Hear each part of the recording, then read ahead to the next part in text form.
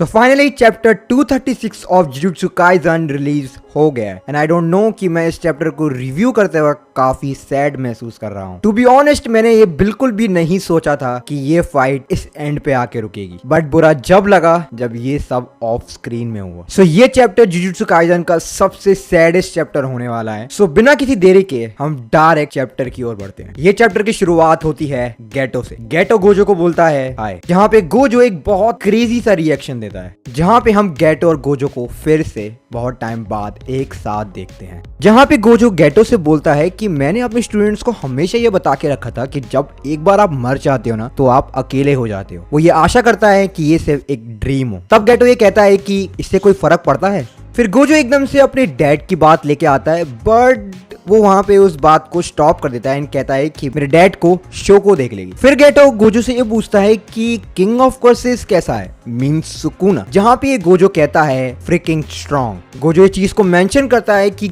Sukuna इतना ताकतवर था कि उसने अपनी फाइट में ऑल आउट गया भी नहीं। जहां पे गोजो एक चीज को और मेंशन करता है कि मैं हो सकता है कि मैं सुकुना से नहीं जीतता अगर उस पे मेगुमी की टेक्निक होती भी नहीं। जहां पे गेटो ये बोलता है कि कितना अजीब नहीं है कि तुम एडमिट कर रहे हो फाइनली कि कोई तुमसे ज्यादा ताकतवर है। जहां पे गोजो ये बोलता है कि मैंने अपनी इस फाइट में सब कुछ दिया, अपना टैलेंट, अपना हार्ड वर्क, अपनी फुल पोटेंशियल, अपनी सारी कर्च टेक्निक, अपना डोमेन एक्सपेंशन, ताकि मैं एक टाइम पे जाके सुकुना के लेवल पे हो पाऊं। तब भी मेरी ताकत उसके बराबर भी नहीं थी। बट स्टिल गोजो ये कहता है कि मुझे इस फाइट में काफी मजा आया। यहाँ पे वो फिर से एक चीज बोलता है कि कुना ने अपनी फुल स्ट्रेंथ नहीं दिखा। क्या शेम है ये मेरे लिए। गेटो ये बोलता है कि ये सब सुन के मुझे तुमसे थोड़ी सी जेलसी हो रही है, बट स्टिल अगर तुम इस फाइट से सेटिस्फाई थे तो मैं खुश हूँ। तो ये कहता है मैं और भी सेटिस्फाई होता कि अगर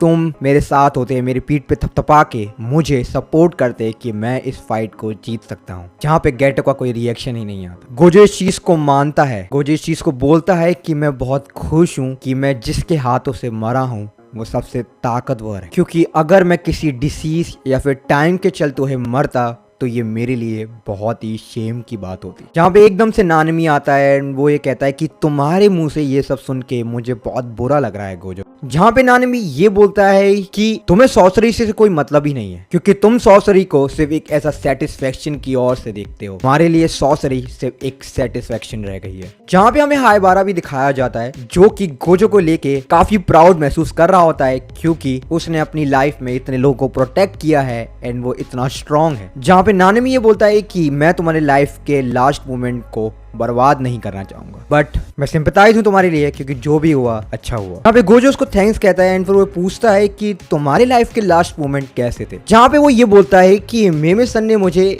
दो चॉइसेस दी थी। उन्होंने ये कहा था कि अगर तुम नॉर्थ में शिफ्ट हो जाते हो तो तुम अपनी लाइफ का एक न्यू वे देख सकते हो जिंदगी जीने का, बट अगर तुम अपनी लाइफ को सेम तरीके से जीना चाहते हो तो साउथ में मूव कर जाओ। जहाँ पे हानिमी कहता है कि मैंने एक मिनट भी सोचा भी नहीं, मैंने तुरंत बोल दिया कि मैं साउथ में ही रहना चाहता हूँ। हानिमी ये बोलता है कि मैं हमेशा से अपने पास्ट में जीने वाला लड़का हूँ। मैं हमेशा अपने पास्ट को हमेशा अपने साथ लेके चलता हूँ, बट अगर मैं फ्यूचर की सोचता रहूंगा तो मैं करंट में जी नहीं पाऊंगा। जहाँ पे नानिमी एक और चीज को मेंशन करता है कि वो बहुत खुश होता है अपनी लाइफ के लास्ट मोमेंट में थैंक्स टू हाइबारा। यहाँ पे गोजो कहता है आई सी Gojo gate Haibara and नानमी Rica खाई जाती है। यहाँ पे गोजो ये कहता है कि मैं आशा करता हूँ ये एक ड्रीम ना हो। फिर हमें एक गोजो दिखाया जाता है जो कि जमीन पे पड़ा हुआ है, जिसके मुंह से ब्लड ही ब्लड निकल रहा है एंड उसकी बॉडी आधी कट चुकी है। देन हमें मालूम पड़ता है कि ये सब कैसे होगा।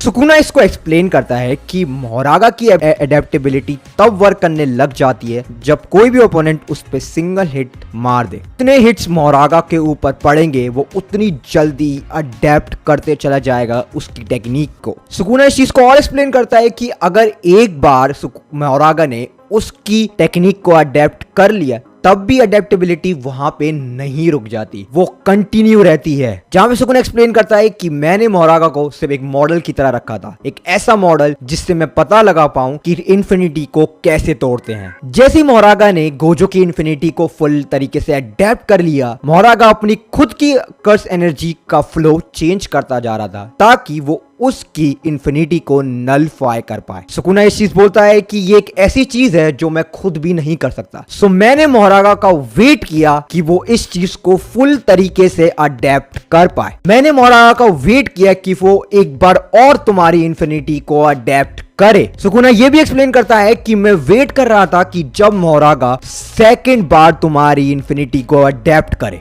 जब मोरागा ने तुम्हारी इन्फिनिटी को सेकंड टाइम अडेप्ट किया तब उसने तुम्हारे इन्फिनिटी को नहीं काटा था, बल्कि उसने तुम्हारे सराउंडिंग के पूरे एरिया को ही काट डाला।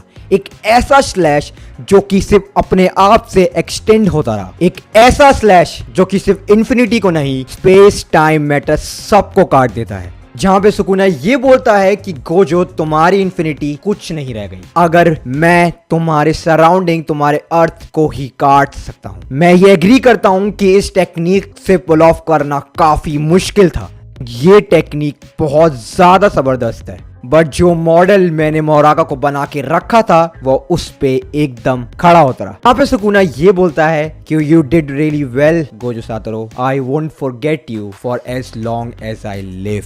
जहां पे हमें नेक्स्ट सीन में कुशिमो दिखाया जाता है जो कि तुरंत बैटलफील्ड में उतर गया। उसने ये वेट भी नहीं किया कि गोजो सातोरू सिर्फ जस्ट अभी मरा है, उसने विदाउट वेस्टिंग एनी टाइम वो बैटलफील्ड में उतर गया। जहां पे सुकुना ये बोलता है कि अगला ओपोनेंट मुझे एंटरटेन कर पाए क्योंकि अभी अभी उसने गोजो सातोरू को मार डाला, उसके जिंदगी के सबसे बिगेस्ट चैलेंज को। एंड यहीं पे ये चैप्टर खत्म हो जाता है। अब मैं अपने ओपिनियन रखना चाहता हूँ इस चैप्टर के ऊपर। मुझे पहली बात तो एक चीज काफी बुरी लगी कि हमें गोजो सातोरू की डेथ ऑफ स्क्रीन में दिखाई गई। एंड सेकंड बात, मोरागा बहुत ज्यादा ताकतवर और बहुत ज्यादा हैक्स कैपेबिलिटी को रखता है। थर्ड चीज की जब हमने चैप्टर की शुरुआत में गोजो का ड्रीम देखा, वो सेम ड्रीम हम उन लोगों का भी देख चुके हैं जो जस्ट मरने वाले हैं। इसका सबसे बेस्ट एग्जांपल जब सुकुना वर्सेस जोगो की फाइट हुई थी, जोगो ने भी सेम चीज को महसूस किया था। ये राइटर का कहने का तरीका है कि